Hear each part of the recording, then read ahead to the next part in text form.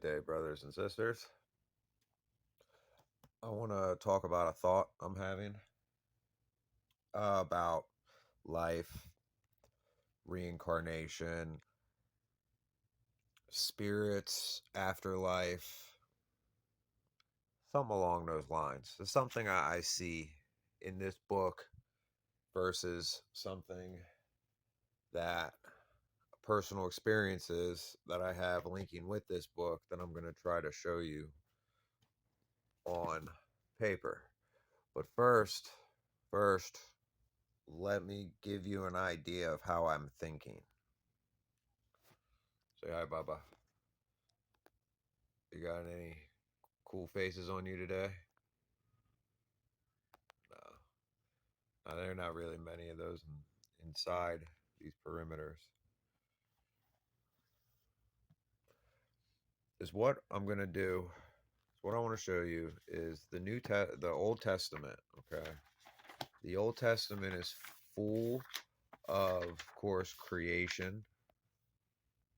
It's a creation story, and it's full of many other stories of men. Like, I don't know why I keep forgetting his name. Maybe I'll turn to it. But back in these days, when you look at a lot of these illustrations, a lot of these pictures, you don't see a lot of trees and a lot of water. A lot of stuff is desolate. And whenever you see water coming in, you see it involving with destruction every time. But there's certain individuals, certain people. Perfect. I knew I was going to turn to it. Thank you. Samson. That's his name. In the Old Testament, there are people like Samson, okay, that have these superhuman abilities. But they have to acquire something in order to have these supernatural abilities. I believe his was his beard or his hair, and it was a woman. A woman that convinced him to like cut it off and everything, and they ended up becoming weak, and then God gave him the strength one last time to rip down this temple and take everybody down with it. Then we get to the New Testament.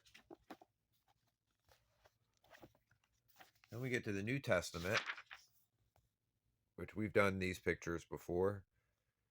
This is how we figured out Jesus has 6 fingers, because there's 5 fingers right there. And there's a lot of other indications. And then, of course, the giant pose. You're going to see a lot of that in the New Testament. A lot of these giant poses, different people. And what is it all? And 5 times, I counted this. In the New Testament, there are 5. 1, 2, 3, 4, 5 different interpretations of the same story happening over and over and over and over and over again, describing a certain individual with not one but many gifts. And the same thing happens at the end of each one of these stories.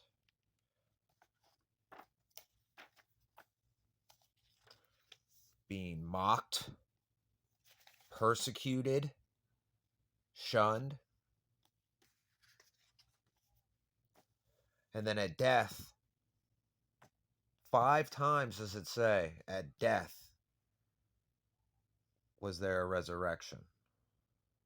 At death, there is a resurrection, brothers and sisters, because in death, see how the world thinks? I'm completely in opposition with the world. The world celebrates life whenever a life is born, and then they mourn when a life is lost. See, it should be the other way around, because you're born into sin. So you should mourn when somebody is born. And then when they die, you should celebrate their life. Now, what happens after? What happened after this resurrection that we know? Because tells us 5 different times It's literally the first 5 books of the New Testament. It tells you 5 different times. Resurrected. For how many days? 3. 3 days. And in those 3 days, that's when you have to go, you got to go to this, you got to go a little further, because like how I'm decoding the Bible, how I'm doing blended words, is also how you have to read the book. That's why you can't take what you want out of it and use what you want. You have to take it all, because it might be the same story over and over again, but there's something new in every one of them. And in the blended words that I'm doing, that I'm showing, you're seeing an actual story from start to finish. So 3 days, brothers and sisters, is what you got.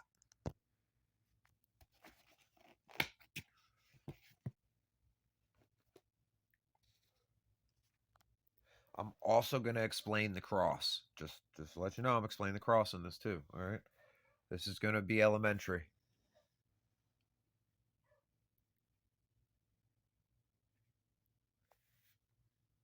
There's a person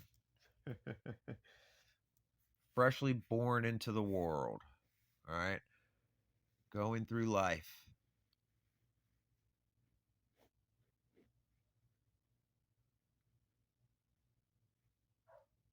And you die. Man, that doesn't seem like a lot, does it?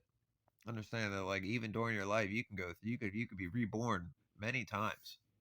Many times you could be reborn in this one little life. Because our Father has never-ending forgiveness for us.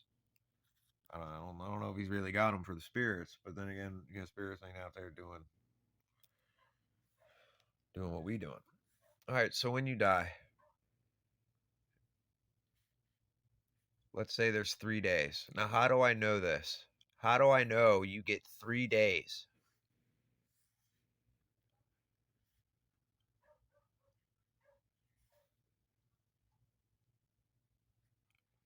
where you see everything as it is, where you can hear everything as it is,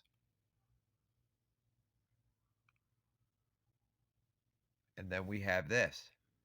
Now this right here, this right here is what gets people. People think this is heaven, okay?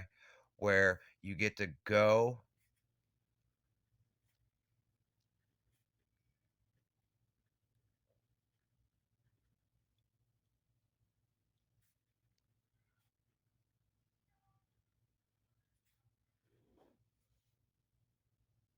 You have 3 days to do this.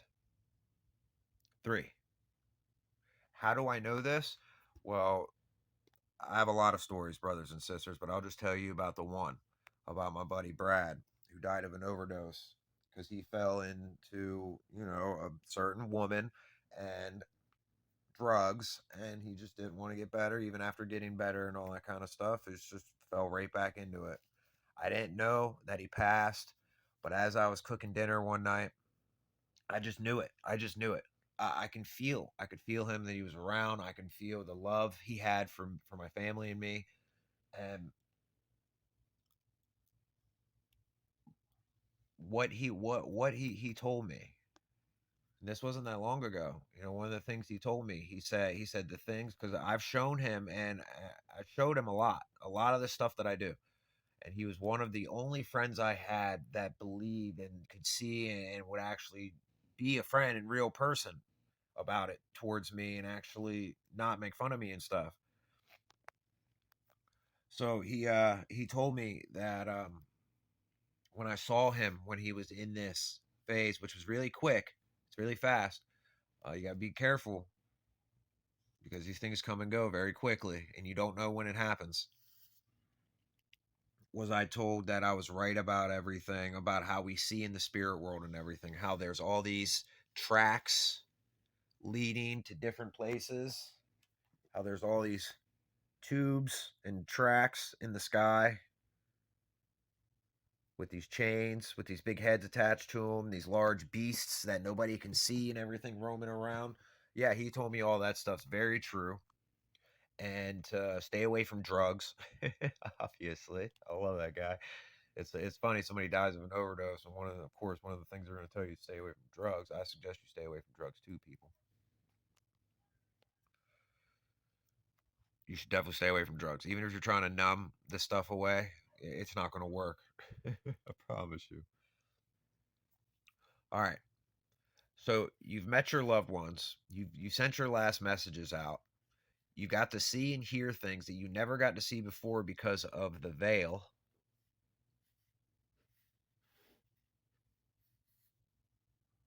Kind of looks like an eye right here, doesn't it? Back on your track. Now, in order to continue on here, we have to understand something right here. We're going to call this the cord of life.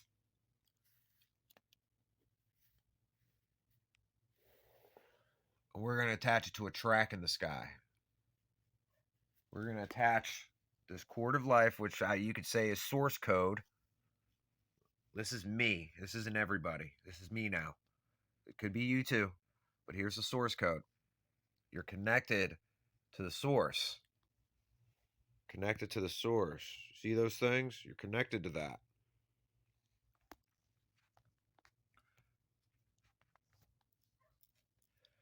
So Christ is everlasting life, correct? So if you believe in everlasting life, then you believe in reincarnation. You don't believe in death. You believe in a chapter. This is a chapter in your book of life. Chapter. Chapter. Chapter. Chapter. Now what happens here? That's up to you and God. That's up to you and God. I don't know what happens with everybody. But there's this where you're rooted back to life. So you come from the sky. Come from the sky. Come from the sky. Spirit come down. Bam. All right. Conditions just right. Conditions just right. There's the path where I think we all really want to go, which is doors to many mansions.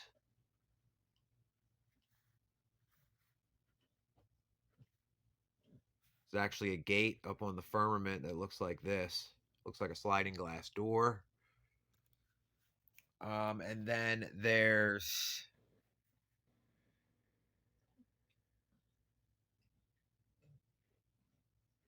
chain hookup.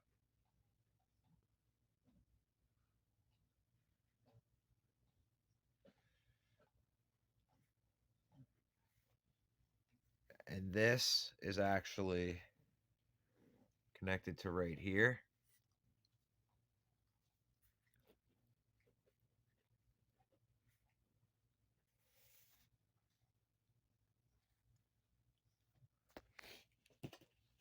If you remember when we were looking at this picture here, if you remember, if you're looking down here, you see the chain and the things tracked up by the mouth and all that. You see them, you see the head, you see a track going into it. But as you come up here, you start to see like all these craft. There's all these craft in these little spots right here and everything. And then there's this like a maze, like a track, like a train track or something, like a maze, like that, like this. Here, that's what you'll see.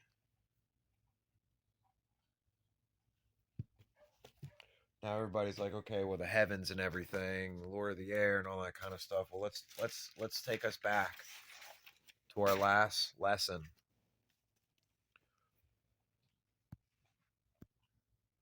Take us back to our last lesson.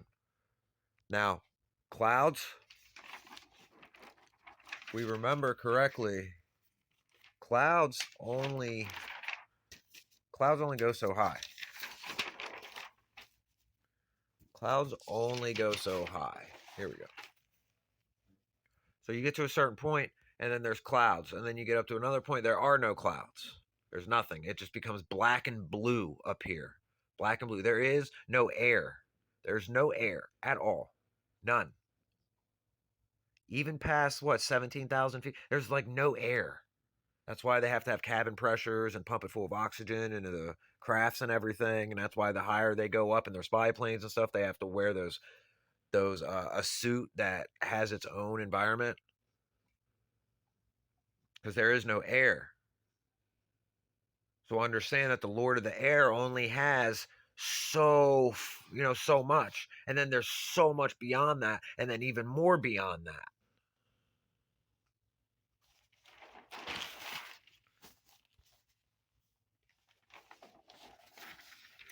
Because how everything really looks, how the earth really looks, is that like here's us. We're like in this hole.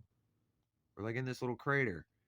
And then there's more land and all that kind of stuff, and it goes off to the next one. And then off to the next one. And there's little, like during the summer, there's a spot that melts where it melts the gate and it gives you a little river or whatever, or a little way to get to the next spot. And I don't know why I put that. It could be anything. I mean, there's a lot of maps out there that show the known world, the extended known world, that is.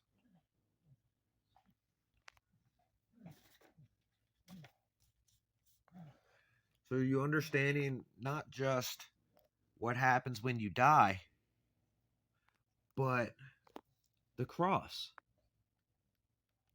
The cross alone. That has nothing to do with killing somebody on it.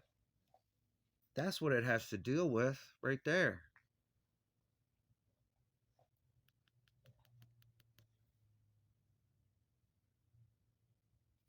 And when you have Christ, when you have our Father's Spirit, okay, whether if you want it or not, because I can tell you, I didn't start like this, brothers and sisters. I was forced into this, not by man. I can promise you that. This was forced upon me by God Himself. It is why I am here.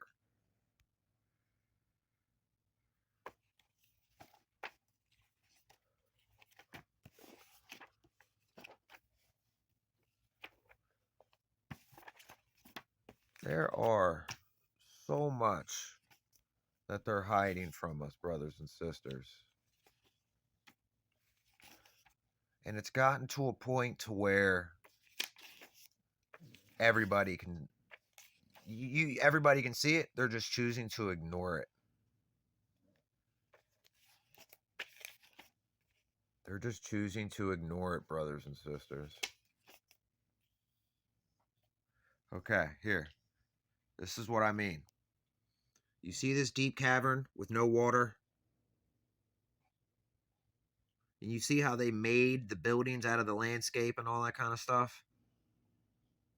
How can primitive people do that, first of all? Second of all, where's the water? Because the water's coming. This is the last illustration, the last page of my Bible.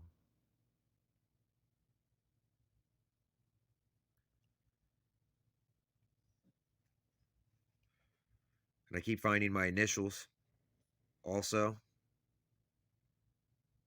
But I find my initials everywhere. So this is a chasm. This is what a chism or a chasm is. This is exactly what a chism is, a chasm. Chism, chasm, whatever. A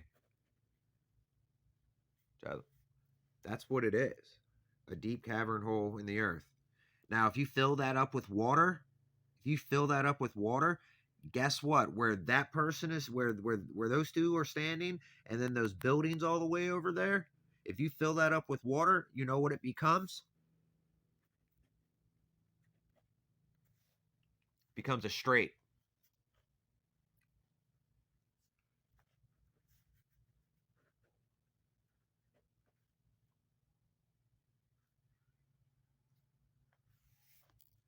Fill it up, brothers and sisters. Fill your cup up. Get full of it. Stay blessed, brothers and sisters.